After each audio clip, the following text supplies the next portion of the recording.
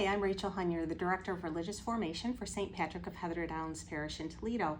I want to take just a few minutes to talk to parents, grandparents, guardians, anyone that works with little children, and give you some ways that maybe you can make this Lent a little bit more meaningful for families. So, as a church, we look at prayer, we look at fasting, and we look at charity or almsgiving to really kind of practice and enhance during the season of Lent. I thought for this first video, I'd spend a little time with you on prayer. So prayer is the raising of one's mind and heart to God. Prayer can be very calming, can be very peaceful for a family, which with hectic family lives, we all need. So I encourage you to incorporate some more prayer into your life during this Lent. One idea would be to take scripture passages. Now, depending on the age of your child, if they're littles, you're gonna want like one sentence passage. If you have older kids, you can take a sentence or two in your passage. I encourage you to take a strip, write your passage on the strip of paper, and to make it a little fun for the kids, put the scripture passages in a basket and let the kids draw out a passage. That passage will be something that you'll work on together. You'll pray together as a family for that week. If you have multiple children and they all want to be involved at the same time, let them all pick a passage from the basket at the same time so they don't fight. And then just choose one, either one a day, one a week, whatever works best for your family. I encourage you to take that passage and post it someplace that you're going to see it as a family regularly so that you can pray. So for example, you might want to put it on the glove box in the car. That'll be a reminder as you're driving to and from, which we all know life is hectic for families and you spend a lot of time in the car. It's a great time for you to pray. Another place you could tape it would be on the bathroom mirror.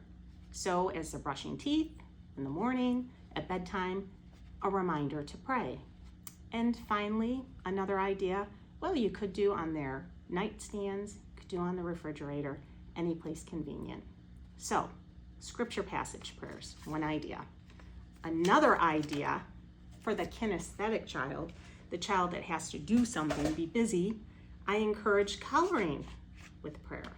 So gather some crayons, some coloring books, some coloring sheets, and identify for each color an intention. So for orange, you might have for your neighbors. For white, you might have for the environment. Or you could take each color and identify a specific person. For Aunt Sue, who's battling health issues. For Grandma, who's been sad lately.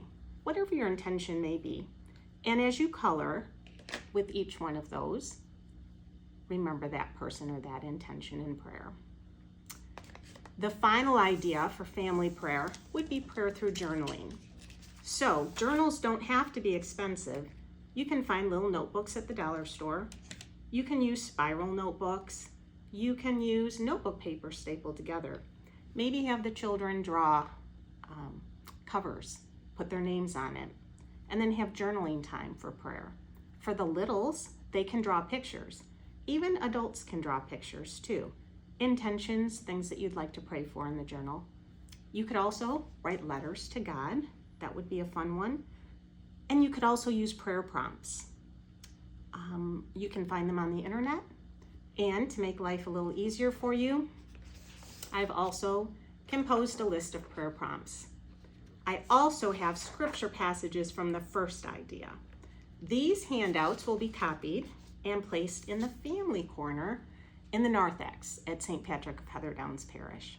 So if you're around and you come to pray with us, I hope that you'll take some of these tools to help you with your family prayer life during Lent. If I can help you in any way with your children's religious education or the sacraments, please feel free to reach out.